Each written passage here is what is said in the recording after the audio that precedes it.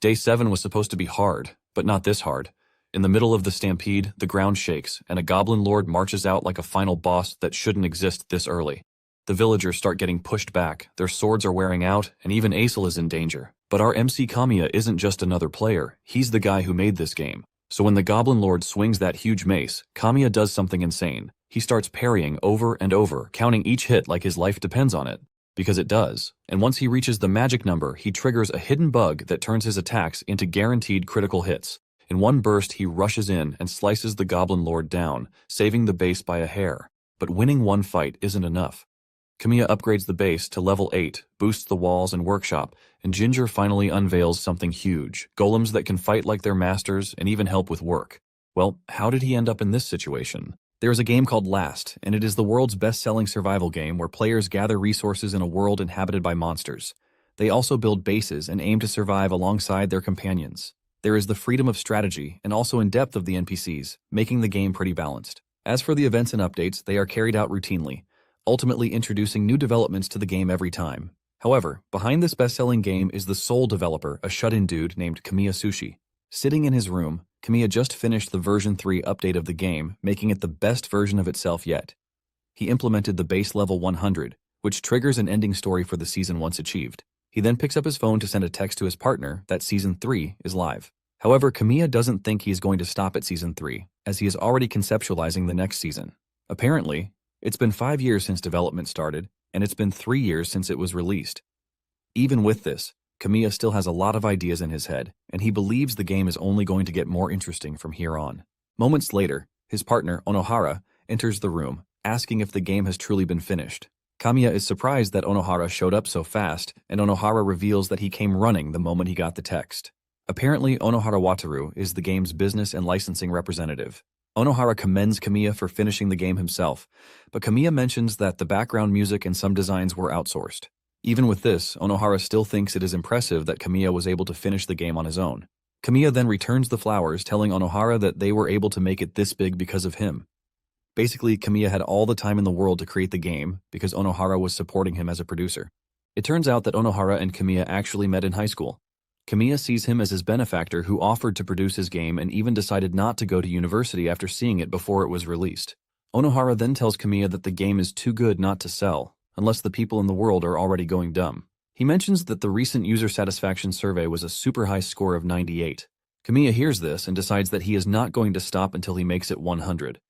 However, Onohara believes this is impossible because there is no game that appeals to every single person. Kamiya, on the other hand, thinks it is possible to make people think the game is interesting since they have answered the survey and shown interest once. Onohara then walks over to Kamiya's desk, asking him if he signed the documents he sent over the last time. Kamiya says yes, and because the documents are quite a lot, he tells Onohara that he is going to leave the details to him. Onohara grabs the document and lets out an evil smile while telling Kamiya that he appreciates the trust. Suddenly, 3 hefty dudes enter the room, and Onohara tells Kamiya that he is going to take the documents while letting him know that he is done for. Kamiya is surprised to hear this, and he asks Onohara what he means by that. Onohara makes fun of him, telling him the only thing he knows how to do is make games, which is why he is taking all the rights to Last away from him. Kamiya argues with Onohara, reminding him that he created the game, and he is going to need him for future updates. Onohara then tells Kamiya that with the implementation of base level 100, Last is already a complete game. Onohara tells Kamiya that, from the business side of things, future updates are basically useless. This pisses Kamiya off, and he rushes to grab Onohara's shirt, but one of the bodyguards tackles him to the floor. Onohara lets Kamiya know that he intentionally brought bodyguards because he knows that there is no way Kamiya would have quietly agreed. Onohara tells Kamiya that his obsession with the game was in the way because he kept doing updates that didn't lead directly to profit. In addition, Kamiya's supervision was too strict, which didn't give them room to properly expand the merchandise. However, now that the game is finished, Onohara believes that they can max out profits without Kamiya in the picture. Kamiya is disappointed, and he berates Onohara for not talking to him about it. Onohara brushes this off, saying there is no way Kamiya would have agreed. Onohara then tells Kamiya to leave the room because it is also part of the things he signed in the contract to let go. With this, Kamiya lost all authority to Last, and he considered filing a lawsuit, but the outlook was not looking good. In addition to this, Onohara made sure to skillfully manipulate the public opinion, creating an atmosphere where people believed the game should belong to Onohara. Kamiya is left raging in his room, and while banging his table, he notices something on his PC. Curious about what it is, He clicks it, and the message he gets from this tells him to stay in the game world forever, since he loves the game so much. Kamiya is wondering what this means when a bright light appears in front of him, sucking him into the PC. By the time he opens his eyes, he finds himself in the game world, where he is being welcomed by the game's assistant, a fairy named Leafy. While telling him what the game is all about, it suddenly dawns on Kamiya that the outfit he is wearing signifies a character meant for the free trial version. This is basically a character that has the lowest stats, no skills, no equipment compatibility, and it is the weakest character destined to die during the first monster raid after experiencing the basic flow of the game. Knowing all of this, Kamiya fears that he is definitely going to die on the first night of the game. Leafy then asks Kamiya to input his name in the provided window. However, instead of inputting his name, he remembers that he can enter the developer mode with a hidden code. He inputs the code, and it turns on a bright light, showing that it worked. Leafy is shocked to see this, and it immediately dawns on her that Kamiya is the one who developed last. She almost has a brain freeze from blushing so hard, but she manages to pull herself together to introduce herself to Kamiya. Apparently, Leafy is a forest fairy who protects nature, believing that human activity is also part of nature, and because of this, she provides various pieces of advice to people who come to the forest. Kamiya then asks her if this is the world of Last, and he confirms it, saying it is definitely the game world. Kamiya then asks Leafy if she can view the game's meta information. He wants her to view the parts related only to development. Leafy replies that she can do this, since Kamiya has already entered developer mode. Leafy then displays the meta information, which shows that everything was basically created by Kamiya. However, the game master has been changed to Wataru Onohara. Leafy is surprised to see Onohara's name, and she asks Kamiya who the dude is. With pain in his heart, Kamiya replies that Onohara is the dude who stole the rights to Last from him. Kamiya also believes that he is currently in the game world thanks to Onohara's involvement. Leafy is disappointed when she hears this, and she talks about how she can't forgive Onohara's actions. On the other hand, Kamiya is wondering why he is in the game world. Since he doesn't understand the logic behind this, the only conclusion he can come to is that he can't allow himself to die in the game world. Kamiya promises to survive the game world and take back his game from Onohara. Kamiya then asks Leafy if she is going to help him, and she says yes. After this, Kamiya uses the warp feature to find himself at the base station, which is still a level 1 base. Leafy apologizes, saying the best she could create is a level 1 base. However, Kamiya has no issues with this because these are the specifications he left in the game. It turns out that even when he is in developer mode, all he can see are the parameters. Kamiya then makes his way into the base, where he finds a magic stone sitting at the far end of the room. This is a magic stone called Arcanite, also known as the Source Ore. It is a stone with special power that can store resources and convert them into weapons or items. Since it is the tutorial, Leafy believes Kamiya doesn't need it, but Kamiya objects, saying he is going to take the tutorial. Since monsters don't spawn during the tutorial, Kamiya believes that it is the safest time for him to gather materials. Leafy agrees with this because normal gathering might be difficult, thanks to the fact that Kamiya is using the trial version character, which is meant to die on the first night. Even Kamiya knows that in his current state, he stands no chance whatsoever. Kamiya then suggests that they start immediately because he can't waste time. Leafy agrees to this, and she immediately kicks the tutorial into play. Kamiya starts running around to gather materials, since he knows everything that there is to know. Kamiya then returns by evening, looking totally rough. He tells Leafy that they need to craft before it gets dark, and Leafy is shocked that Kamiya has materials to craft. Kamiya reveals that he made it possible within the specifications. However, there hasn't been any player who has pulled it off until that moment. Kamiya then starts the crafting process, and in no time, he gets a wooden sword and a small wooden barricade. Kamiya is impressed that he got the barricade, but at the same time he knows it is unreliable, since the trial version character wasn't designed to be able to clear the first night. Even though the enemies are going to move exactly as he expects them to, Kamiya knows the survival probability is a few % at its best. Usually the player would be guided to the retail version, but this time around, everything is different. Later that night, Kamiya receives the quest to survive the night, and Leafy wishes him luck. Kamiya stands in front of the base waiting for the enemy. He soon spots a deer, and while he is still staring at the deer is cut to death by a goblin. Basically, they are low-level monsters with low intelligence. They sometimes attack in swarms and definitely should not be underestimated. Kamiya, on the other hand, has trash stats, is equipped with a wooden sword, and has no special skill. Without wasting time, the goblin lunges toward Kamiya, aiming to push its sword into Kamiya's neck. However, Kamiya manages to dodge the strike. Leafy knows that Kamiya is only able to dodge this because he knows the goblin's parameters inside out. However, the goblin continues swinging at Kamiya, and at some point, Kamiya gets cut on his arm. This basically tells him that his stats are trash, and even though he knows the attack is coming, he can't avoid it. To make it worse, his strength is also insufficient, which is pretty much expected. Before he knows it, he gets kicked in the chest, causing him to cough up blood. He sends crashing into the distance, and by the way he is getting hurt, he realizes that the pain is real. However, he is not about to stand by and let the game creator be killed by the game itself. Kamiya then runs toward the base, forcing the goblin to chase him down. Since he doesn't have the power to face a goblin head-on, he leaps into the air while activating the small barricade. The goblin is forced to leap after him, but by the time it lands, it gets caught in the barricade, ultimately impaling it. With the goblin's movement restricted, Kamiya believes he has a chance to kill it if he puts the entirety of his body weight behind it. He leaps toward the goblin and he puts everything he has into the strike. He strikes the goblin's head, ultimately killing it and passing the quest to survive the night. Kamiya then promises himself to survive the game even though it is pretty hard to do so, but he is motivated by the fact that he is the only one who knows everything about the game. Kamiya is willing to crawl up from the very trash to take back everything that was his. The next morning, Kamiya stands in front of the magic stone, holding out the sword to feel the texture. Without a doubt, he could see that it feels very real. Leafy then shows up, asking him if he is going out to gather materials again.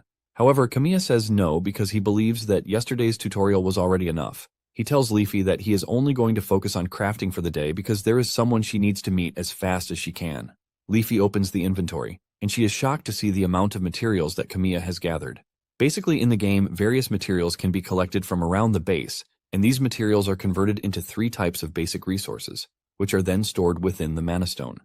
The first resource is mana, which acts as a form of life energy, used for developing people or for generating magic-type items. The second one is element, and this is required for producing physical goods like food and buildings. The third is gold, and it is used to buy items that cannot be crafted. Kamiya then commences crafting with the materials he has. By the time it is done, he managed to get himself a bow, 10 arrows, a watchtower, and logs. Even though he would have loved to craft something more powerful, his low stats would get in the way. Kamiya then mentions his desire to get himself allies if he actually wants to survive past day 7. It turns out that a stampede happens on day 7. In the game, it is known that monsters occur basically every night, but the stampede is a massive monster outbreak that occurs every 7 days, and it is on a whole different level of difficulty. Monsters would troop out in their numbers, and the difficulty would be turned high so that even players of the full retail version would struggle to survive. In theory, it is hard for a trial version character to make it to day 7, but if they do, it is considered impossible to clear a stampede with a trial version character. The idea is that if one can clear it in the demo, there would be no need to buy the full game. Even Leafy is freaking out because he knows how hard it is to survive a stampede. Kamiya is asking what would happen if he died in the game world. Leafy replies that she has no idea, but it is known that NPCs don't even respawn, which means Kamiya's death will definitely not end well. However, Leafy assures Kamiya that she is going to help him in whatever way she can. However, due to regulations, she is not allowed to participate in combat. Even when it comes to advice, she believes Kamiya doesn't need her advice, but what she can do is gather information, and this is what she promises to do. Kamiya is glad to hear this, and he thanks Leafy for it, telling her that he will be counting on her. Kamiya also tells Leafy to stop calling him creator and just go with his name, but Leafy rejects this. After this, Kamiya steps outside, and he creates the watchtower. Kamiya talks about how inconvenient it is that he has to be physically present to set everything up. Leafy confirms this, saying the base level is still low, which is why he won't be able to deploy things directly from the map. After the watchtower is completed, Kamiya stands in it to take a glance at the world around him. Kamiya is blown away, and he talks about how incredible it is. Leafy glazes him, reminding him that he was the one who created everything. Seeing how incredible everything is, Kamiya gets more motivation to actually take it back from Onohara. Later that night, Kamiya receives the quest to survive the night again. He pulls out his sword, waiting for the enemy to show up. Moments later, 2 goblins emerge from the forest. He's not surprised by this because the concept of combat is actually different from the first day. Kamiya doesn't hesitate before making his move. Even the bow is pretty hard to pull because at his level there are no strength modifiers. Kamiya obviously can't complain about this since he was the one who set it up. Surprisingly, he misses his first shot, and Leafy tells him that this happened because the accuracy modifiers are also not active yet. Kamiya cannot complain since he designed everything to be that way. Kamiya then takes another shot, and this time he hits one of the goblins in the leg. The goblin falls as it screams in pain, but Kamiya is not done yet. He fires another arrow that pierces the goblin's chest to finish it off. Kamiya then jumps from the watchtower to close the distance between him and the last goblin. From what he learned the night before, he has figured out that there is a way he can stay one step ahead even though his stats are shit. With the goblin close to him, Kamiya is able to maintain his accuracy, and the arrow goes straight into the goblin's body. Kamiya fires another shot to get the goblin down. He then walks off to it to deliver a headshot to finish it off. With this, Kamiya survives the second night, and Leafy celebrates the win with him. However, there is a lady watching everything unfold from the forest. The next morning, Kamiya steps out to gather the usable arrows because he can't afford to waste resources. Basically, fired arrows have a chance at breaking, but those that remain intact can be recovered and reused. While inspecting, Kamiya realizes that there are 2 intact arrows, but he can only find 1. However, he is not surprised because he already knows what happened to the second arrow. Just then, he gets a quest, telling him to find the whereabouts of the lost arrow. Kamiya spots a trail leading into the forest, and he follows it. As they trail the forest, Kamiya urges Leafy to be careful. Leafy assures him that she will be fine, since she can't interfere with the game's content, and the game also cannot harm her. It turns out that the game has a feature where NPCs can turn into allies if certain conditions are met during gameplay. An NPC will occasionally wander the base, and if one clears their unique recruitment quest, the said NPC will join the player. Basically, NPCs have various specialties, ranging from combat to production, which makes them essential for beating the game. Since his life is currently on the line, Kamiya knows that he definitely needs allies. Meanwhile, the lady hunter, Anemone, watching them the night before, is hiding in a tree. She believes that she is in the clear and jumps down when she sees what appears to be a trap. Suddenly, Kamiya appears behind her, telling her that they are not her enemies. Instead of listening to whatever Kamiya has to say, Anemone makes a break for it and dashes into the forest. Even Kamiya is shocked that Anemone ran away because he never implemented a development like that. Leafy then comes up with the idea that since Kamiya, the game's creator, has now become a resident of the game world, it appears that the game scenario is no longer unfolding automatically. Leafy then tells Kamiya that he might have to persuade Anemone through actual dialogue because they have certainly spooked her. It then dawns on Kamiya that playing the game and actually doing it are 2 different things. Kamiya starts wondering if the characters are going to become enemies if he handles the whole situation the wrong way, since they are already alive. Later that day, Kamiya returns to the base after gathering resources. Leafy asks him if he was able to replenish the necessary elements, and Kamiya says yes, revealing that it was actually good that no monsters showed up. He walks into the base station and suggests that they start crafting right away. Leafy then asks him if he thinks his plan would work, and Kamiya replies that he was the one who wrote Anemone's backstory, and he believes that the method he is about to employ has the highest chance of success. In Anemone's backstory, she was a hunter who lived alone with her father, and after he died, she continued living in the forest by herself. This is basically how Kamiya designed her, but he believes that if he can make her feel the warmth of living with others, she might actually abandon her stoic lifestyle and join him.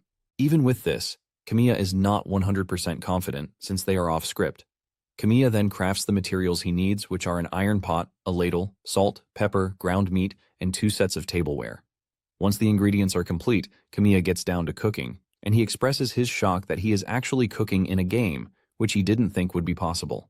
Leafy lets him know that he can actually generate finished meals once his level increases, but Kamiya says cooking is not actually a bad experience. Leafy could see that Kamiya is good at cooking, and Kamiya mentions that he lived alone for a long time, so he is used to shutting himself away at home just so he can work on the game. Kamiya mentions that after he just graduated from high school, Onohara used to come around a lot, but everything about that is now ancient history. Moments later, Anemone shows up, pointing her bow at Kamiya. Kamiya raises his hand, telling Anemone that they are not her enemy. This confuses Anemone, who asks Kamiya if there are others with him. It then dawns on Kamiya that Anemone can't see Leafy. Kamiya corrects himself, telling Anemone that he is alone. He introduces himself, and Anemone does the same. She then asks Kamiya where she is because she was hunting, and before she knows it, she finds herself in the forest, where she didn't even recognize. Kamiya lets Anemone know that he just got there too, which means he doesn't know the layout of the area either. Kamiya points to the food on the fire, asking Anemone if she is interested. He assures her that it is not poisoned, but the food is just too much for one person to eat alone. Kamiya takes some of the food and gives it to Anemone, telling her that it is a hamburger steak, which is made by grinding up beef, onions, breadcrumbs, salt, pepper, and then grilling it. Anemone takes a bite, and she immediately encounters Foodgasmic, forcing her to rush the food, while Kamiya smiles behind her. After she is done eating, she thanks Kamiya for the food, telling him that it is her first time eating the dish. She then asks Kamiya if she can have more, and Kamiya says yes because he has the ingredients. However, he lets her know that there is a price. Anemone asks Kamiya what he wants, And Kamiya replies that he wants her strength in battle because they are in a dangerous place. Anemone takes a moment to think about it, and Kamiya lets her know that the only way not to be a prey is to be the hunter. The system then hits Kamiya with the regular quest of surviving the night, while telling him that Anemone will join if he can fight alongside her and win. Surprisingly, Anemone tells Kamiya that she is up to join him in battle. Not long after this, 3 goblins appear in the distance, and Leafy believes this is all. But Kamiya knows that there are still more hiding in the forest. Just as he said, more goblins emerge from the forest. Kamiya prepares for battle and he lets Anemone know that he needs backup. Kamiya pulls out his sword from the storage space, and this impresses Anemone, who starts wondering if Kamiya is a contract holder of the Mana Stone. Kamiya goes after the goblins, dodging their strikes, and the moment he manages to isolate one of them, he calls on Anemone, who finishes the goblin with a headshot. Anemone is impressed that even though Kamiya is engaged in combat, he is still keeping track of their line of sight. Kamiya continues struggling with the goblins, and the moment he finds an opening again, he calls on Anemone to do the job. Anemone responds fast and pokes a hole in the goblin's brain. One of the goblins suddenly pushes Kamiya to the ground, but he has already gained so much momentum that he kicks the goblin off of his body before Anemone meets it halfway with an arrow to the head. At this point, the other goblins are mad that the two have killed their comrades. They lunge at Kamiya more aggressively, while some go after Anemone. Anemone fires the first shot straight at one of the goblins' chests. However, she realizes that the bow won't be able to make the second shot, and she whips out her dagger to block the incoming attack. Kamiya then screams at Anemone to fall back towards the cabin because she doesn't need to focus on finishing off the goblins.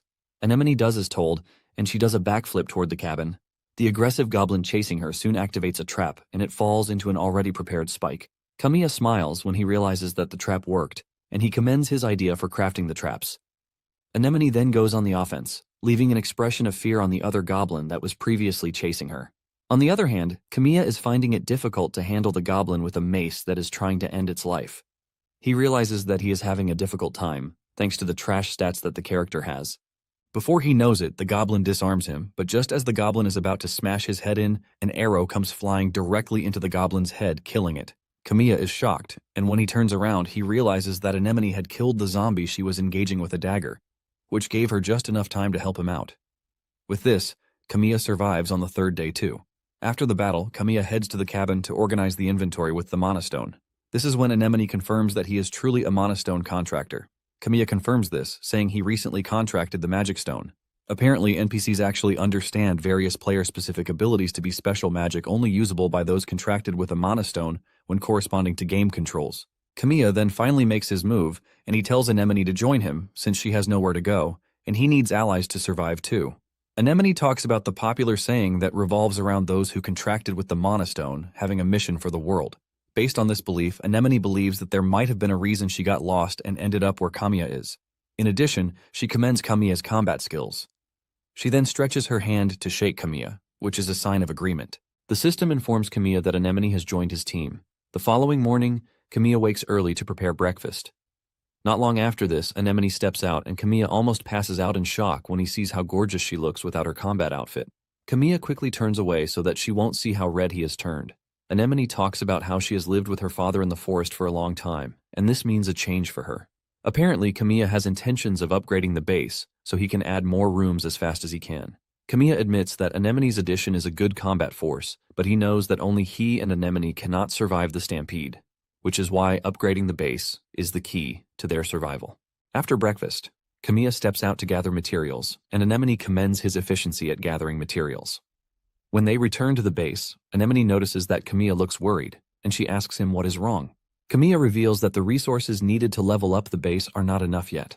Anemone is confused by what Kamiya means by leveling up the base.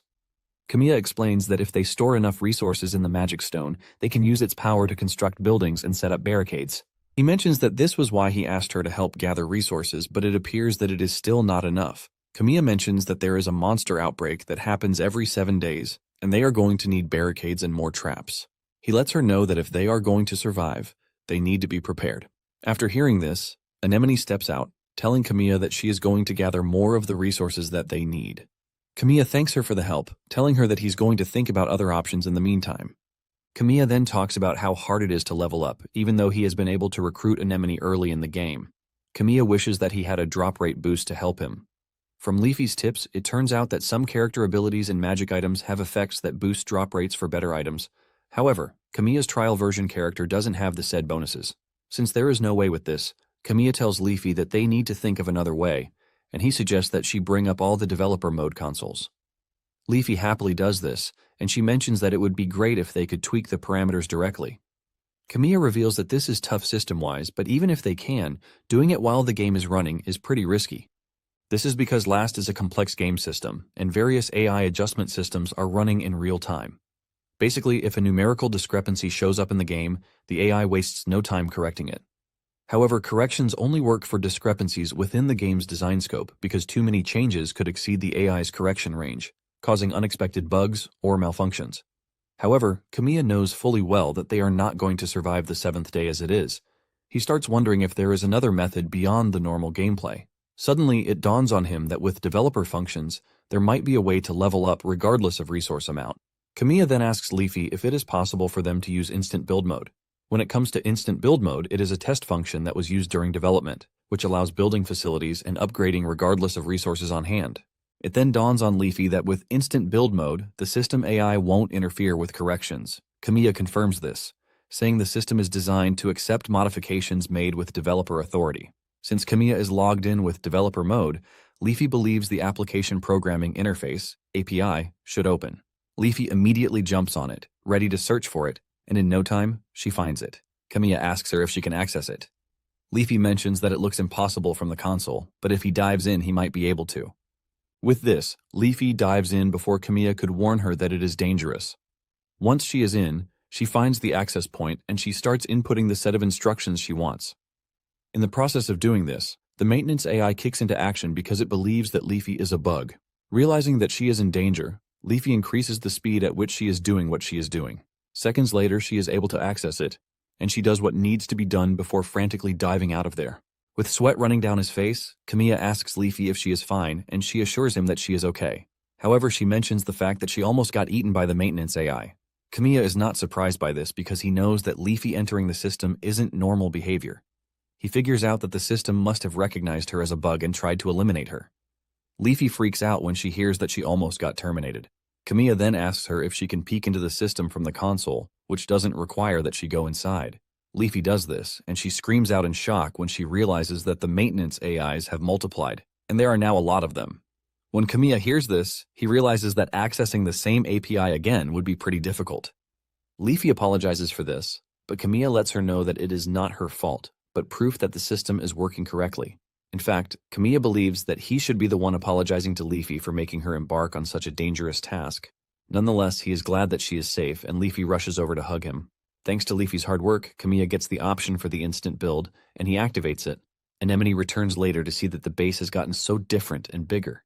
There are more rooms, and there are also barricades to protect the base. With this, the base jumps to level 3, and Anemone talks about how amazing the magic stones are. Kamiya then tells Anemone to use any hut that she likes, but suggests she decide quickly on which one she wants. Anemone is surprised, and she asks him why he said this.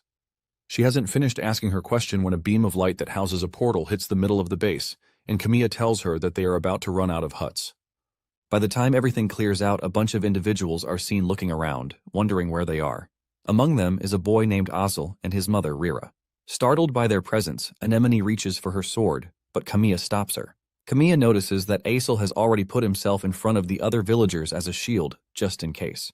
Kamiya takes a deep breath before introducing himself to the fellas, telling them that he has just been living there for a few days before they arrived.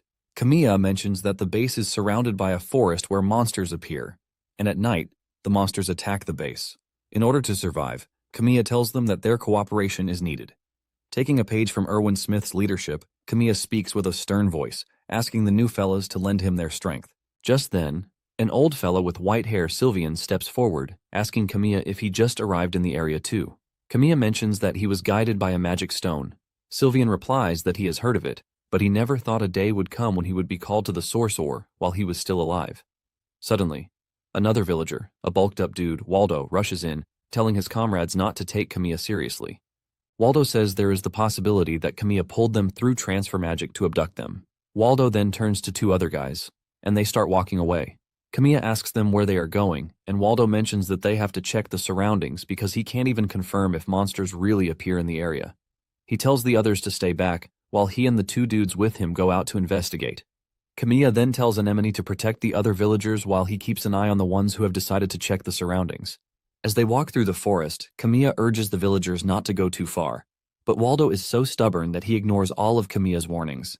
Apparently, the area around the base is meant for resource gathering, but at the same time, it is a dangerous zone where monsters appear both day and night.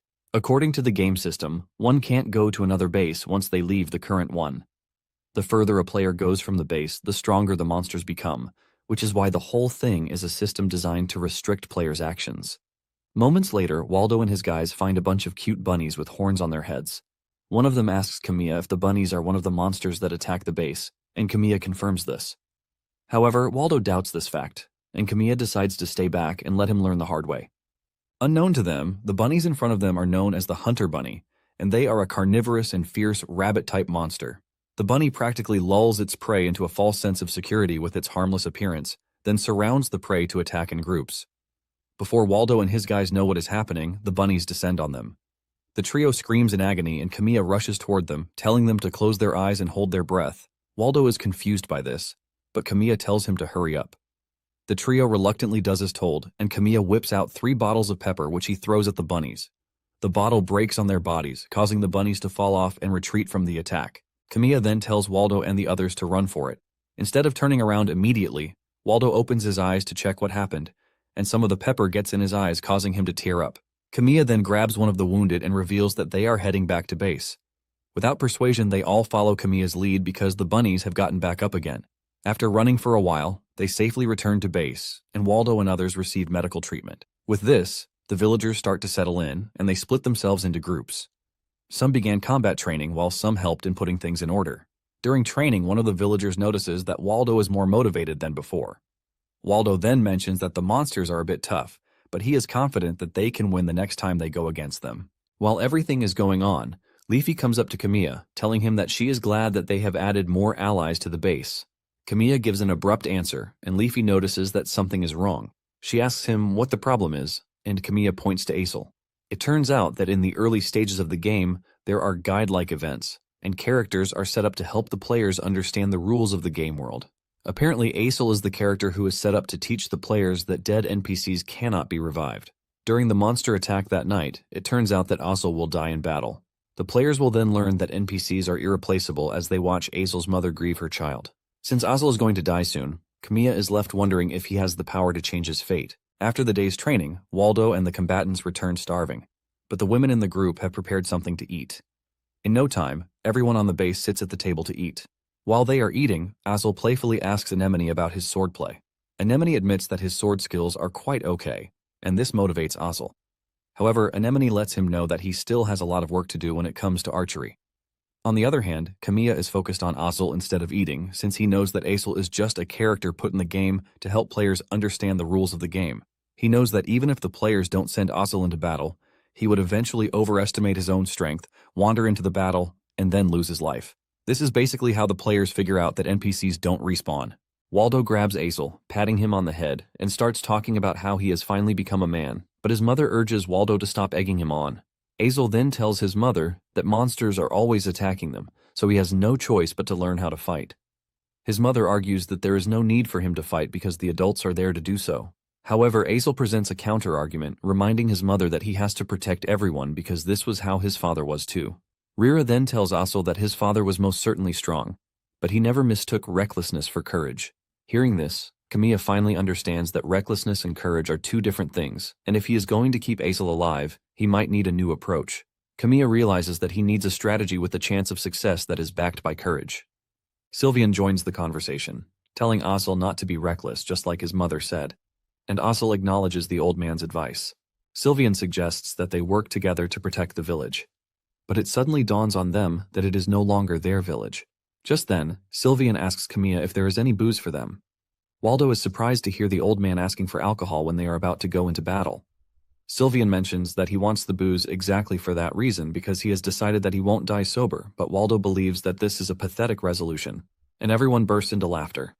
Kamiya then tells them that if they can make it through the night's raid, he will see if he can get some drinks for a toast, and Waldo is the first to stand up to celebrate this. However, Kamiya's mood is kind of bad, and Leafy asks him what the problem is. Kamiya mentions that he can't get his head around the fact that he is the one who threw the group into a brutal survival game, although he is aware that it is necessary to make the ultimate game. Leafy agrees with him, reminding Kamiya that without him, the NPCs would not even exist.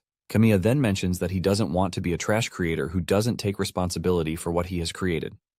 By evening, Kamiya gathers the group and he lets them know that they are expecting another monster raid, which is why they need to go over their formation for better preparation. Kamiya mentions that those who are not participating in combat are to keep watch on the perimeter from inside the base. He lets them know that the monsters usually come from one direction, but he doesn't want them to be careless, so he wants everyone to split up and keep an eye out. And as for the combatants, the 3 most skilled with a bow will form an archery squad led by Anemone. Kamiya then tells the others to pick up their swords and move to the front because they are going to be working in pairs.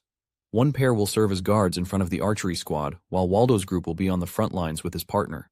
Waldo is excited when he hears this because he can't wait to get into action. However, he wants to know who Kamiya is pairing with, and Kamiya mentions that Azel is with him. This shocks Azel and his mother quickly jumps in, telling Kamiya that Azel just can't jump into a fight out of nowhere. Kamiya lets the woman know that he actually understands her concern, but he tells her that being in the back doesn't guarantee safety. Kamiya mentions that if Azel is willing to fight and he is able to, then it means the sooner he gets stronger and better. He adds that this also increases his chances of survival. Even with this, Rira appears to be worried, but Kamiya assures the woman that he is going to do everything in his power to protect Azel. Apparently, Kamiya is intentionally placing Azel on the front lines to predict the enemy's movements, since the system AI will be moving to ensure that he dies. Even though it is not a guarantee, Kamiya believes that risks need to be taken if he is to overturn a scripted event. Anemone then tells Rira that she can actually trust Kamiya's combat prowess, but Kamiya lets Rira know that he won't take Azel unless he is willing. He hasn't finished saying this when Azel jumps up to say he is willing because he wants to be strong just like his dad. Once everything is in order, Kamiya gives his motivational speech to put the fighters in the right state of mind for the incoming battle. As night falls upon them, Kamiya receives the 4th day's quest, which is to survive the night again. Shortly afterward, the battle begins, and everything is going as planned. Kamiya also tells Leafy to help keep an eye on Azel and let him know immediately if anything happens. Anemone stands in the watchtower with her squad, and she orders them to fire the arrows at the goblins. She tells them that it doesn't matter if their aim is rough, as long as they're able to ruin the enemy's formation. While Anemone is scattering the goblins, Kamiya and the assault team go after the isolated goblins. He tells them to finish them off one by one, but urges them not to break the pairs and maintain the numerical advantage. Kamiya also tells Waldo to make sure the enemy doesn't get near the watchtower. Waldo acknowledges the order, telling Kamiya that he doesn't need to tell him. It turns out that the number of monsters has increased, and this is thanks to the increase in base level 2. However, the fighters are actually holding out pretty well, even though it is their first battle. The fighters maintain their 2-man cells, preventing the enemies from coordinating and then finishing them off. Waldo is the most excited as he goes after the goblins, cutting them down like butter. Waldo is taking on one of the goblins when he notices that it is staring in another direction. Waldo uses this opportunity to take the goblin down, while mocking it for looking away. Unknown to him, the system program has kicked in, which has put the goblins on the drive to take down Azel. The battle continues pretty well, and thanks to the traps that they have set prior to the battle, they are able to reduce the enemy numbers pretty well. Kamiya also notices that the enemies are easy to read, and this is thanks to Azel's presence. However, the game world is not about to let things slide easily. Suddenly, the goblins get stronger and more fierce. Anemone notices that the goblins are already moving in a strange way, and she leaps off the watchtower to join the battle on the ground. Leafy, on the other hand, makes sure to stay with Azel, but suddenly she spots goblins flanking Kamiya, and she warns Kamiya. Before he turns around, the goblins have pushed Azel to the ground. Kamiya panics when he sees this, and he screams at Azel, telling him to get back up quickly. One of the goblins is about to kill him, but this is prevented by Anemone's arrow that puts a hole in the goblin's eye. Surprisingly, the goblin pulls out the arrow and doesn't go after Anemone. Anemone is shocked when she realizes that the goblins are not paying attention to her, which is quite weird given how the goblins usually operate. On the other hand, Valdo is still enjoying himself against the goblins when he is suddenly thrown away by one. Waldo is totally shocked by this, but before they know it, one of the goblins has made its way to Azel. While Azel is shaking in fear, Kamiya screams at him to get up and pick up his sword. Just as Azel is about to lose his head, Kamiya jumps in to block the attack. Kamiya finds himself struggling against the goblin, and he starts wondering if this is the system intervention to make sure that Azel dies. While struggling with the goblin punctures his shoulder with its sharp claws, causing him to scream in pain. One of the goblins gets the free shot to take Azel down, but Anemone is there to save him again. She cuts the goblin and pushes it down. Just as the goblin is about to get up, an angry Waldo shows up to punch the goblin to the ground, while talking about how easy it is to punch the goblins because they are humanoid. Kamiya then tells Waldo and Anemone to pull the goblins away, and Waldo jumps on one of them to brutally punch it to death.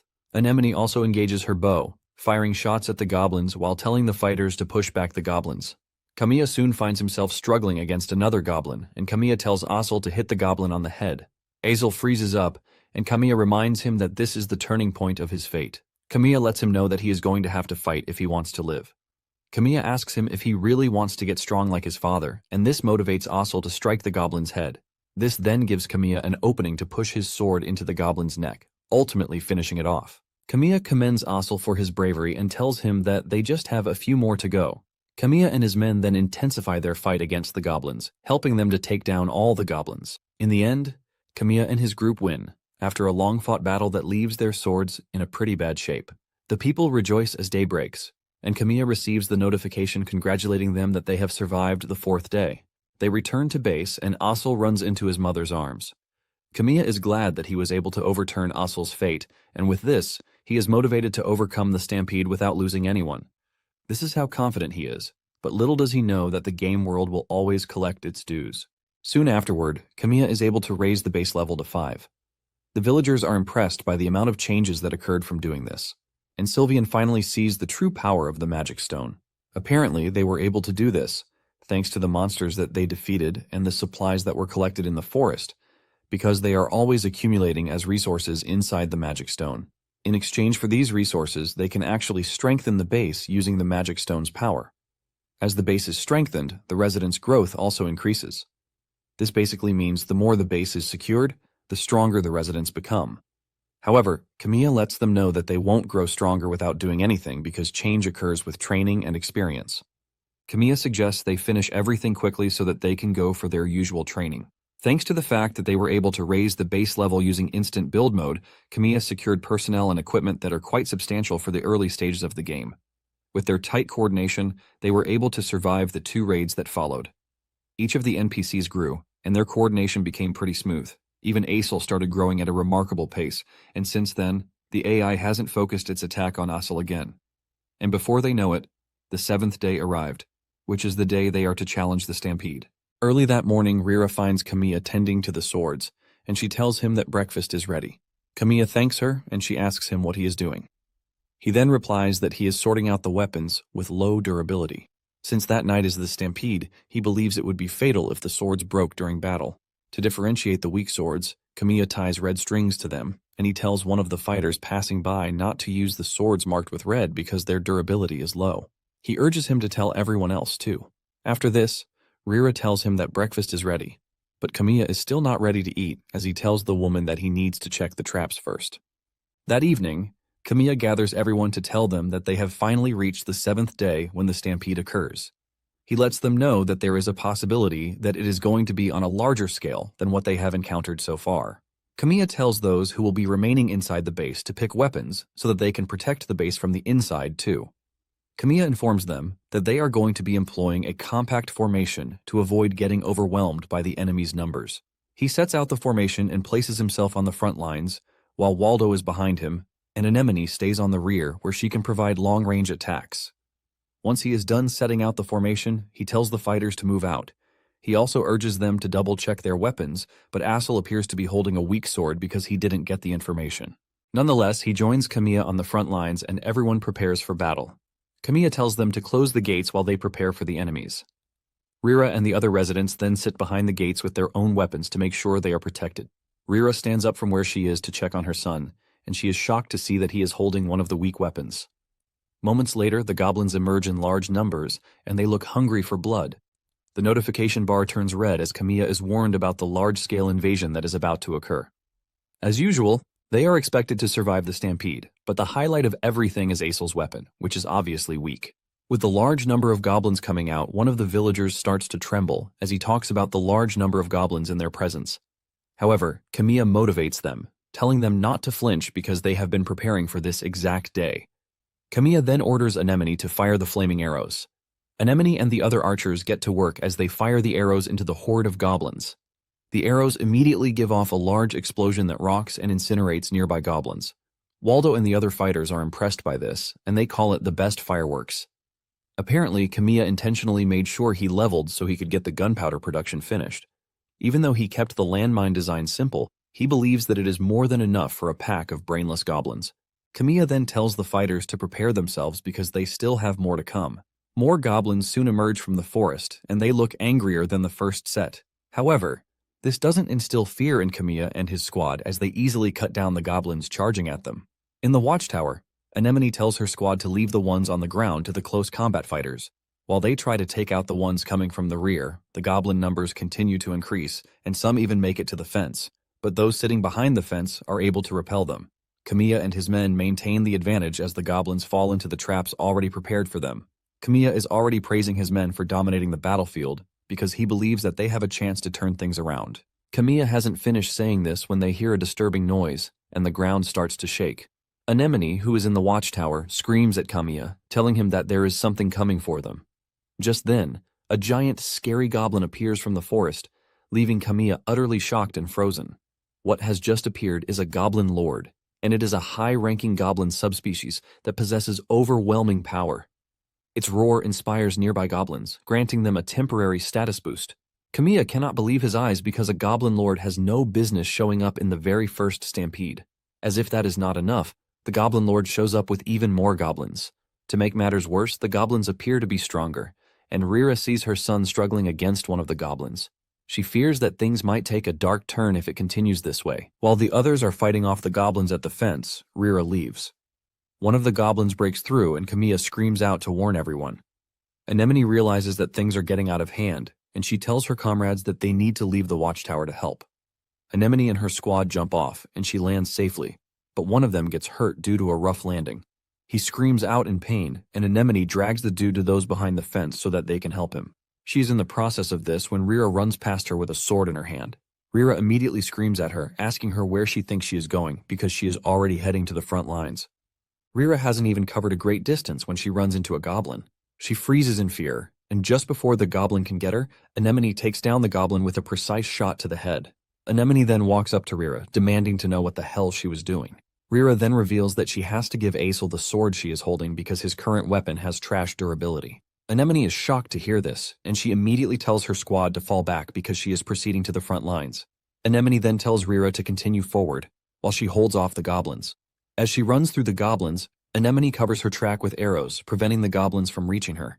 Anemone soon retreats to the fence, and standing on the fence while watching the battlefield, she realizes that things are about to get a lot worse. At this point, those on the front lines are already struggling because they didn't expect the goblins to just get stronger out of nowhere. Kamiya then informs them that the Goblin Lord is the cause of their problems. Even Kamiya is surprised that a high-level goblin is showing up in a Day 7 stampede. Some soon find themselves standing against the Goblin Lord, and the Goblin Lord raises its weapon, ready to crush them. They raise their shields to try to block the attack, but the hit from the Goblin Lord is so powerful that it crushes nearby goblins too. The hit from the attack sends some of the fighters flying backwards, and Kamiya asks them if they can still stand. Surprisingly, Aesel and one other fighter move in to support Kamiya. The Goblin Lord prepares another attack and swings its big mace at Kamiya. Just as the attack is about to hit, something clicks in Kamiya's brain, and he is able to parry the attack to everyone's surprise. Kamiya celebrates when he sees this, because even though it is a standard mechanic in games, doing it for real is quite terrifying. The Goblin Lord feels the effect of what Kamiya did, and this pisses it off. It roars loudly to push its subordinates to the front lines. Aesel and the others immediately come forward to protect Kamiya. They tell him that they are leaving the Goblin Lord in his hands. They urge him to take care of the Goblin Lord quickly because they are running out of breath already. Kamiya then dashes toward the Goblin Lord while parrying another attack from it. Even Kamiya could see that a war of attrition would be bad for them, and he had to find a way to end the fight as fast as possible. Just then, he hears Leafy call his name, and he tells her to bring up the ring console. Leafy confirms the order, and she opens the console, and Kamiya realizes that the AI balancing feature is currently on. Leafy asks Kamiya why he needs the console, and he points out that the ring modifier is on. In addition to this, the generation AI is overloaded, which means he can trigger all critical. Leafy is confused because she has no idea what all critical means. When talking about the critical hit, it is an attack that ignores defense and deals double damage, but these are usually determined by random number generation. The random number generation is like rolling a dice, and these numbers determine the in-game probabilities. However, the game actually has a bug that they didn't fix. If one parries 15 attacks in a row, the AI would try to adjust the RNG because hit rates are too low. However, this adjustment is what overloads the memory, causing the RNG system to freeze, and the temporary result is that all attacks become critical hits. Leafy is shocked when she hears this, but Kamiya, on the other hand, just found a way out. The reason why he obviously didn't fix the bug is that parrying 15 consecutive attacks was nearly impossible even in playtesting. With this in mind, Kamiya sets his sights on obtaining 15 consecutive parries. He baits the Goblin Lord into hitting him, but he parries it. Kamiya continues doing this, and he also counts. Asel believes he is getting overwhelmed, and he calls out his name, but Kamiya tells him not to worry about him because he has a plan. At that moment, Rira has made it to the front lines, and she sees her son struggling against one of the goblins. Kamiya continues to taunt the Goblin Lord while making sure he parries his attacks. Before he knows it, he gets to 13, and he knows that if he continues with this momentum, he will get it done. Suddenly, one of the goblins breaks free from Asel and dashes toward Kamiya as he reaches the 14th parry. Asel runs after the goblin, and just as it is about to cut Kamiya, Asel jumps in to attack it. He hits the goblin on the head, but his sword breaks. This leaves him open to attack, but Rira comes in clutch, and she throws a new sword to Asel. With the sword, Asel is able to cut down the goblin. Fortunately, Kamiya also reaches the 15th count, and he is able to parry the last attack. Kamiya smiles when this happens because he has finally gotten his hands on what he wants. He tells his men that everything will be over in a second, and he wastes no time dashing towards the Goblin Lord. He delivers high-speed cuts to the Goblin Lord's body, and he lands the final blow to its neck. Kamiya jumps off the goblin's body and sticks the superhero landing just to look cool. With all the cuts inflicted on the goblin, it stands no chance, and it crashes to the ground in a loud thump. The other goblins see this and realize that they have no chance. Without thinking twice, the other goblins make a run for it, immediately abandoning the battle. Waldo and the others are shocked when they realize that Kamiya actually took down the giant, scary goblin. Rira and her son stand close to the goblin with a smile of victory on their faces. Unfortunately, they didn't have an idea that the Goblin Lord was not completely dead. With the last of its strength, it goes after Asel, but Rira jumps in to protect her son. Instead of Asel, Rira gets clawed up by the goblin. Kamiya is shocked to see this because he wasn't expecting the goblin to still be able to move. Kamiya immediately goes after it and delivers the finishing blow to completely end it. However, the goblin has torn Rira's chest, and Kamiya watches as Asel cries over his mother. As she dies, she tells Asel that she is leaving to meet his father, and she tells him to always tell her lots of stories. With this, Rira meets her end, and Asel lets out a loud scream of pain and agony. Everyone watches in silence and pain as Asel grieves her dying mother. Just then, the congratulations for clearing the Stampede quest come in, but this is good news that comes with tears. The next morning, Kamiya is seen staring at Rira's grave, and Leafy shows up, telling him that she couldn't figure out why the Goblin Lord appeared, but at the same time there is no trace that the game settings were altered. Leafy then tells him that he still has the authority to tweak minor game settings, even though he has been stripped of Game Master status. Leafy continues yapping until she realizes that Kamiya is not even listening. Just then, Kamiya mentions that he was arrogant because he was the one who created the game, leaving him to assume that he knew everything about it. This gave him the confidence that he can actually handle whatever comes his way. In the end, he blames himself for Rira's death because she is not even supposed to die. Leafy tries to comfort him, telling him that the base would have been wiped out if not for his brilliance. Leafy tells him that he is to thank for the NPCs that are still alive. Kamiya agrees that they are alive, but at the same time, he thinks he is to blame because he is the one who created them and left them to suffer in the game. Overwhelmed by everything, Kamiya walks off into the distance and tells Leafy that he needs to be alone for a moment. Moments later, Anemone finds him where he is sitting. She asks him what he is doing, but he refuses to answer. Anemone then raises her bow and fires, taking down one of the birds flying above them. Kamiya is shocked to see this, and Anemone uses this to explain to him that in this world, they stake their lives just to survive. Anemone mentions that sometimes they take lives, and then sometimes their own lives are taken. However, she doesn't think this is anyone's fault, because this is just how things are. Kamiya wants to argue with this, but doesn't find the right words. Anemone realizes that he is still broken, and she tells him to follow him because she has something to show him. She takes him to the training ground, and surprisingly, Asel is already back in training. In fact, he is working pretty hard, and he doesn't look like a boy who just lost his mother.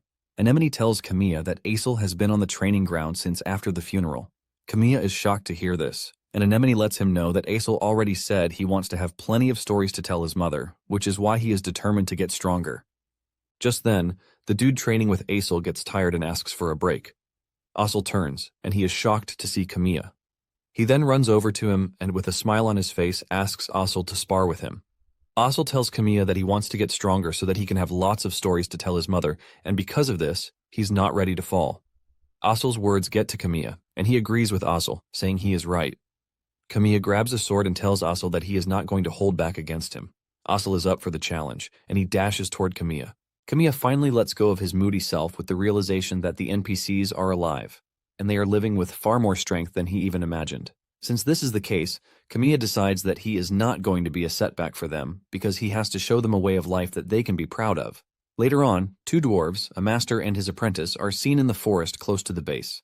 The master finds a bent arrow on the ground, and he tells his apprentice that he can sense traces of mana in the arrow, which means it was created with a magic stone. The apprentice is shocked to hear this, and his master tells him that they might finally have a lead. In no time, the two find themselves getting closer to the base. The villagers are going about their daily business when the dwarves suddenly arrive at the gate. Leafy informs Kamiya of their arrival, but he doesn't look surprised, as if he was already expecting them. The dwarven master, Dorn, wastes no time demanding to meet the head of the village. His apprentice, Ginger, tries to calm him down, telling him that a little bit of politeness won't hurt. Kamiya then appears at the gate, telling Dorn that he is the one he is looking for. Dorn goes straight to the point, asking Kamiya if he has mana stones in the village. Ginger is shocked at how blunt his master is, and he cuts in, telling Kamiya that they are traveling dwarves in search of rare materials. Ginger says they heard that there were mana stones in the village, and they were hoping that he might let them see the stones. Kamiya then tells the two that they were about to have dinner, and he suggests that they sit down to have dinner. Kamiya invites them in, telling them that they can continue the conversation over a meal. Ginger excitedly accepts the invitation, but Dorn couldn't care less. Minutes later, everyone is at the table, and Ginger looks really blown away by everything around him. Kamiya knows the two as craftsmen, and he knows that if he can recruit them, he will be able to handle upgrades and develop magic tools and weapons that he can't create on his own. While they eat, Kamiya asks Dorn if he was concerned about seeing mana stones, and he says yes.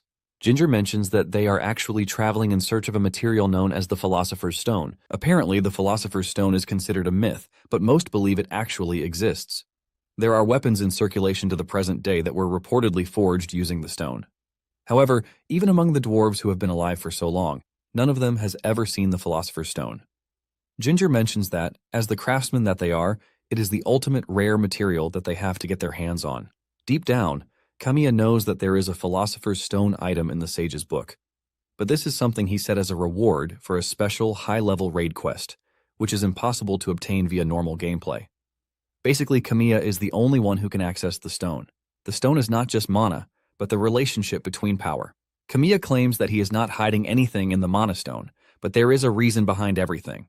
Kamiya then asks the two again if they want to see the stone, and he lets them know that even a raw mana ore is incredibly rare. Kamiya adds that the raw mana ore is important to the village, and Ginger lets him know that they only want to use it for reference. Since they only want to check it out, Kamiya doesn't think there is any issue whatsoever. However, he tells them that they are going to forge some weapons for them in exchange for seeing it. Kamiya reveals that they are under attack by monsters almost every night, and to protect his people, they are going to need high-quality equipment. Since it is a small price to pay, Dorn agrees to make the equipment. Kamiya then tells him that he is going to show him the mana stone once they are done eating. However, Kamiya is worried about how he is going to convince the dwarves to join him. Moments later, Kamiya takes them to the cabin to show them the mana stone. After checking it out, Dorn berates Kamiya for showing them something so hideous, because this isn't what he is looking for. Kamiya is shocked to see that Dorn has already figured out that the mana stone is more like a gate than a material.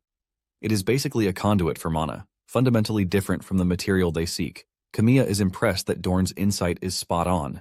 Apparently, Dorn is not wrong because the mana stone is merely an interface for the player, and it is not the kind of thing one can actually use as a raw material. Dorn then thanks Kamiya for showing them the stone, but lets him know that it doesn't provide a lead on the Philosopher's Stone that he is looking for. Dorn lets Kamiya know that they are going to be leaving the next morning. Ginger is shocked to hear this, and Kamiya tells Dorn that he is more than welcome to stay longer if he likes, because they have an unused workshop, and there are materials that can be generated using the mana stone. Kamiya lets them know that he can actually provide an excellent production environment for them.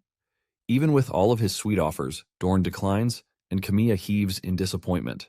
Since they are not going to stay, he reminds Dorn of the promise he made to create weapons because monsters are definitely going to attack again that night. Kamiya tells the two that he is going to lead them to the workshop and they are free to use any of the equipment there. On the other hand, Leafy is scared that the dwarves might never join them. Kamiya agrees with her, saying Dorn's heart is set upon finding the Philosopher's Stone, and anything less than that won't move him. However, Kamiya knows that Ginger is still young and hungry. As a craftsman, he most likely wants to see how people react to his work to see exactly how much of an impact his skills can make. Kamiya says he knows the feeling because this was how he felt when he started making games. Kamiya believes that Ginger would stay if he saw that he could actually fulfill his potential at the village. Later that night, monsters show up at the village, and Ginger is shocked to see that the monsters are really attacking them. While the battle is going on, the archers talk about how incredible the reinforced arrowheads are because they have incredible piercing power. Ginger hears this, and he mentions that he could have improved the accuracy if he had more time. However, the archers let him know that they are grateful because what he did is enough. At the same time, Ginger notices how good Waldo is with the sword, and judging by how he moves, he believes that a great sword would be better for a big guy like him. Ginger also notices that Aesel would be a better fighter if he could adjust the center of gravity for his weapon. While he is busy imagining all the great things he could do, his master is watching him, and he can clearly see that he is getting swayed. During the heat of the battle, Leafy asks Kamiya if he thinks Ginger would really join them, and Kamiya says his words alone might not be enough to convince him. But with the way he is seeing things, it appears that Ginger is already enjoying himself. The following morning, Ginger steps out of the workshop in preparation to start leaving when one of the villagers walks past, thanking him for his help the other night. Another walks up to him, telling him that they were able to take down the enemies with ease because of him. Ginger smiles, saying he is glad that he could be of help. Waldo and Aesel also come over, telling Ginger that the sword he created was incredible and sharp. Aesel also thanks Ginger for adjusting his sword because it has made it easier for him to swing his sword. Waldo playfully spanks Ginger, telling him that he should just stay in the village so he can make him a custom weapon. Aesel then tells Waldo that Ginger and his master are actually leaving that day. Waldo is surprised to hear this, and he talks about how it is a big shame that they are leaving. Waldo and Aesel then walk away, and Waldo offers his farewell, saying he is sure that their paths will cross again. Everything they said kind of gets to Ginger, and he is still trying to get over it when Kamiya shows up, asking him if he is already leaving. Ginger confirms this, saying his master's focus is locked on the Philosopher's Stone. Kamiya then asks Ginger what he plans to do. Ginger stares in confusion, and Kamiya mentions that he can clearly see that the Philosopher's Stone isn't the only thing he is interested in. Kamiya points out that life in the village is harsh because monsters attack every single night, and even with magic stones, their resources are not abundant. Kamiya comes clean, saying they are short-handed as it is. Kamiya lets Ginger know that it is exactly this reason that the village needs him because his influence matters a lot. Kamiya tells Ginger that his skills basically translate to how long the villagers are going to live.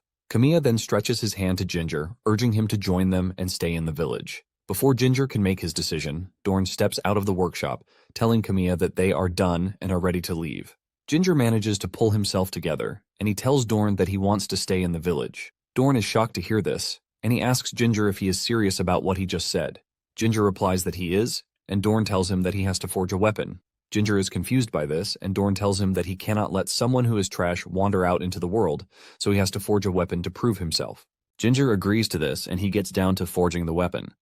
While he is working on it, Kamiya asks him if there is anything he needs because he can generate materials with the magic stone. Ginger thanks Kamiya, but he lets him know that he would like to do this with his own strength, or else there will be no meaning to it. Kamiya smiles when he hears this, and he walks away to let the guy do his thing. Shortly afterward, Ginger finishes forging the sword and Dorn checks it out. Dorn realizes that Ginger forged it so that humans can use it. Dorn mentions that a second-rate craftsman looks at the object to do his work, but a first-rate craftsman looks at the people. Since Ginger crafted the sword for human use, Dorn can see where his gaze is fixed. Dorn comes to the conclusion that he has his own fire, and Ginger has his. Dorn is impressed by what Ginger made, and he tells him not to allow his fire to go out while urging him to follow the flame within himself. Ginger is shocked to hear this, and he asks his master if this means he passed. Dorn refuses to say anything else, and as he leaves, he tells Kamiya that he is leaving Ginger in his hands. Dorn makes his way into the forest, and Ginger bows to his master for everything he has learned so far. Leafy and Kamiya smile at each other because they finally have a craftsman, and Leafy says they need to upgrade their production base. Kamiya agrees with her and says it is time they raise the base level. Kamiya immediately increases the base level to 8, and Ginger is blown away, since this is his first time seeing the stone's power. Because the base level has increased, the outer walls and the workshop also got some upgrades. Ginger enters the workshop, and he is left in awe. Kamiya lets him know that the workshop is for him, so he is free to use it whatever way he wants. Ginger thanks Kamiya for this, talking about how he has a lot that he wants to try out. After leaving the workshop, Kamiya tells Leafy that recruiting Ginger was a huge win considering the battles ahead. Kamiya mentions that the state of their equipment is bad, and this is where Ginger comes in. Apparently, the level up has also increased the amount of resources the magic stone can store. Kamiya then mentions that he would like to start accumulating mana in the upcoming battles. It turns out that Kamiya and Leafy are expecting a particular female character now that the base has reached level 8. Thanks to bringing Ginger into the fold, the quality of equipment improved, and the village was able to easily defeat its enemies during battles, thus reducing the burden on the villagers participating in combat. It turns out that Ginger is also acting as a support role for Anemone in the Watchtower. Since they have 3 more days until the next stampede, Kamiya knows that they have to hurry and strengthen their position. On the 11th day, Ginger gathers the villagers because he has something to show them. The villagers are shocked to see the pile of clay sitting in front of them, and Ginger lets them know that what they are looking at are golems. Ginger mentions that it is a magic-driven doll that moves on its own. Golems are basically support items that can participate in battle alongside NPSC, and they can fulfill the same role as the character set as their master. If a swordsman is set as a golem's master, it uses a sword, and if an archer is set as its master, it will know how to handle a bow. Their stats are nothing more than a degraded version of their masters, but they are useful for filing the unit's numbers. Ginger mentions that he has always wanted to build one, and thanks to the fact that they are at the foot of the magic stone, he is able to make them move. Anemone gets curious, and he asks Ginger if the golem can move. Ginger lets her know that once a master is set for it, it can fight exactly like the person, but its abilities will be lower. One of the villagers asks if the golems can assist with chores, and Ginger says yes. Ginger confirms that anything can be done with the golems. Suddenly, the golem's eyes come on, and Ginger is surprised that the golems are reacting. He wonders if there is another source of mana close to them. Just then, one of the villagers screams out to inform everyone that someone is coming. The strange fellow soon arrives at the gate, and when they remove their hood, they turn out to be an elf. With a bright smile on her face, she introduces herself as Ulicia Vibewald, and shocks everyone by revealing that she is there to challenge the leader of the village to a duel. It turns out that Ulicia is the daughter of the Queen of the White Forest.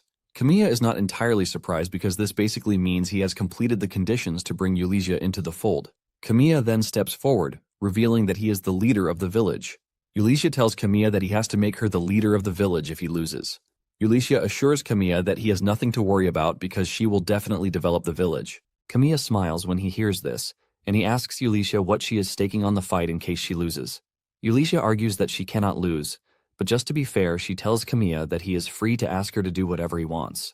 Kamiya then asks her if she is not going to go back on her word, and she swears on her mother's name that she is not going to go back on her word. Her confidence leaves Leafy worried, but Kamiya is standing strong like the man he is as he prepares to battle Ulicia. As they prepare for their duel, the villagers retreat behind the fence so they don't get caught in the battle. Sylvian, who is busy enjoying a bottle of wine, asks who Ulicia is, and Ginger mentions that she is an elf from the White Forest clan. He explains that they are pretty reclusive, so they don't really venture into the outside world. Waldo laughs out loud when he remembers what Ulicia said about becoming the village head, which is basically a situation of the strongest becoming the chief. Once everything is ready, Kamiya tells Ulicia that they are going to start the duel once the coin he is about to throw hits the ground. Kamiya does as told, and the moment the coin hits the ground, Ulicia hurls a wind attack at Kamiya. Surprisingly, she is able to dodge it, but the villagers are left in shock and awe because they didn't even know what happened, since it is their first time seeing such an attack. Ginger lets them know that Ulicia used attack magic, and by the looks of things, she is pretty competent with it. While the villagers are worried that Kamiya is going to find himself in trouble, Ulicia is pretty impressed that he is holding out well. However, she increases the tempo of her attacks to see just how much Kamiya can withstand.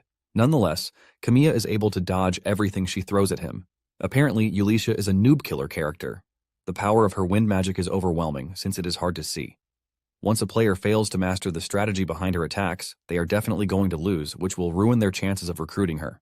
However, Kamiya is confident that he can handle her, since he can easily read her attacks just by how she swings her wand. Just then, one of her attacks heads straight for Kamiya, but he blocks it with his shield.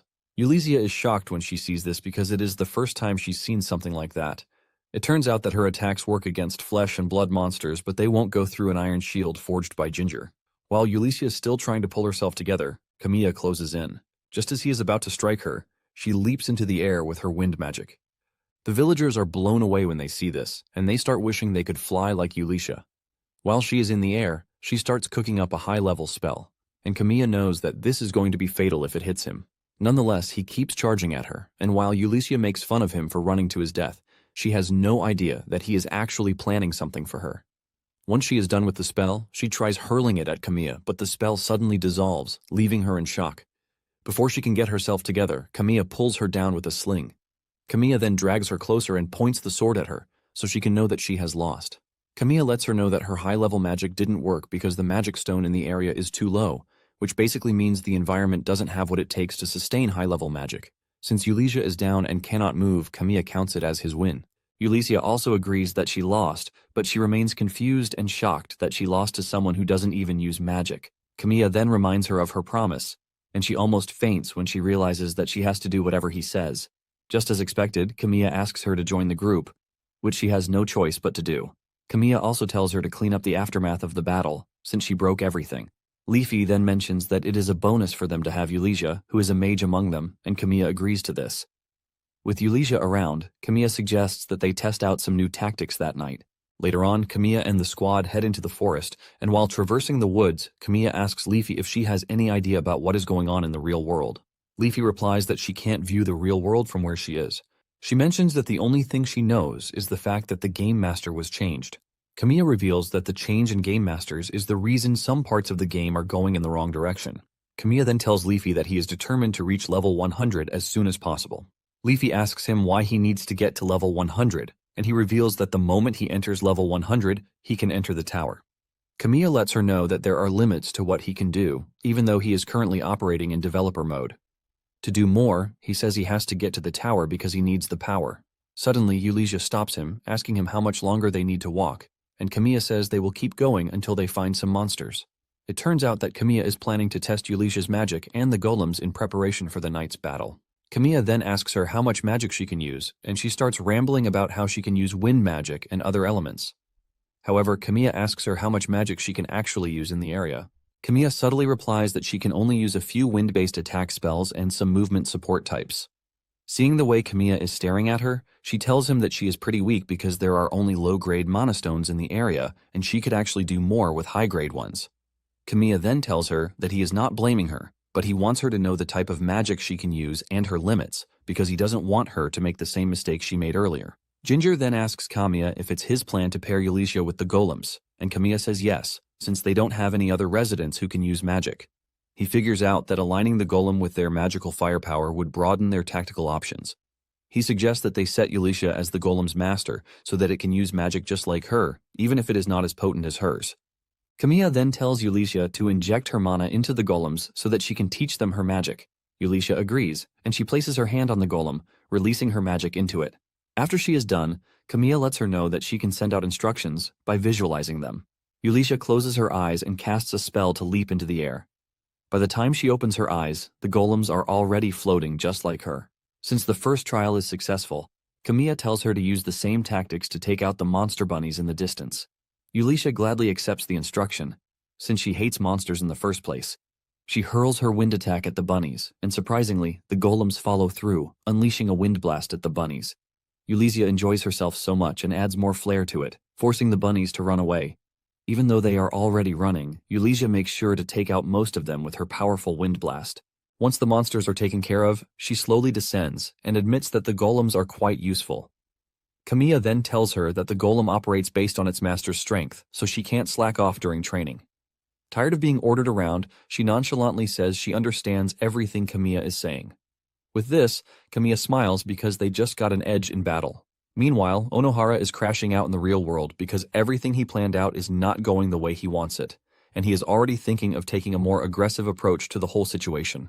That night, the monsters appear as usual, and Kamiya receives the regular Survive the Night quest. Surprisingly, Kamiya puts Ulysses and her golems on the front lines, telling her that she is the key to everything. Being the arrogant, spoiled brat that she is, she replies casually that she knows this. As the monsters get closer, Kamiya realizes that the goblins have started fighting in an organized manner. He doesn't think too much about this because he believes that the higher the base goes, the more peculiar the enemy's fighting style will become.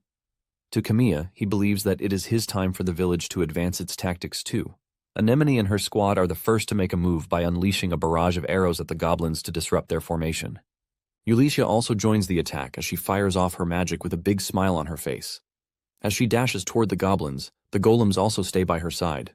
Kamiya intentionally placed her on the front lines because her power and movement made her operate like a regular cavalry unit.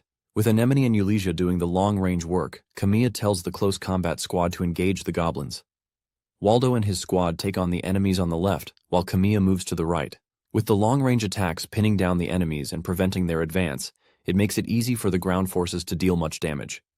With Kamiya's plan going so well, everyone on the battlefield is enjoying themselves more than usual. Kamiya then tells Waldo to advance quickly so that they can take out the leader to end the battle once and for all. Waldo assures Kamiya that he knows the plan, and just as he is dashing toward the goblin leader, he has no idea that Eulisia is already targeting the leader too. Waldo almost gets hit with Eulisia's attack, but she screams at him to warn him, which gives him barely enough time to escape unharmed.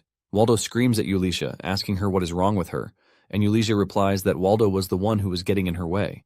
While they are busy arguing, Waldo has no idea that a goblin has closed in on his position. However, Kamiya is able to warn him before he gets cut in half by a trash goblin. Waldo blocks the attack, and Kamiya tells him to continue holding off the goblins while he and the other squad finish the job. Waldo manages to break free of the goblin's hold and he pushes his sword into the leader's neck, killing him. The rest of the goblins see this and fear grips them, but Kamiya and his guys are not about to slow down. They chase down the goblins and make sure that they wipe them all out.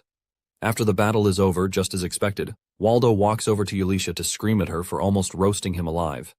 Kamiya already knows that these types of things will happen because they still have issues with their coordination. However, he knows that Eulisia is going to be a powerful asset for them. If nothing else, Kamiya is determined to refine their fighting style for the next stampede that is in 3 days. Guys, that's the end of the video. If you liked this video, please leave a comment in the comment section. Also subscribe to the channel and hit the bell icon. Like the video and share it too. Thank you for watching and see you next time again.